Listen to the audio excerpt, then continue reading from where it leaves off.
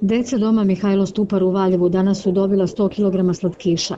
Taj lep gest je delo rukovodstva Srpske banke koja već tradicionalno organizuje akciju 2 tone slatkiša za decu Srbije.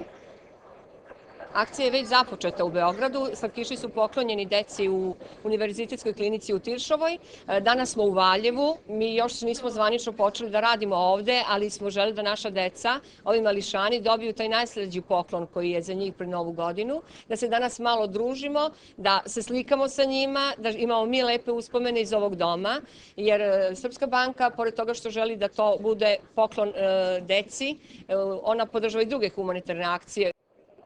Poslovnica Srpske banke zvanično počinje sa radom u Valjevu 20. decembra, ali kako reče direktorka Miroslava Vasić, poželeli su i da pre toga obraduju decu u domu.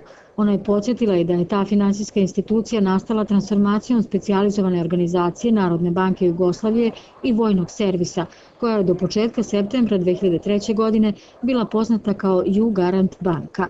U ime dece i prisutne rodbine na poklonu se zahvalila direktorka Centra za socijalni rad Kaja Jovanović. Grad zna da je u Valjevu otvoreno mnogo banaka, međutim jedna od retkih banaka koja je prepoznala potrebu dece u domskom odeljenju i dece u hraniteljskim porodicama je Srpska banka.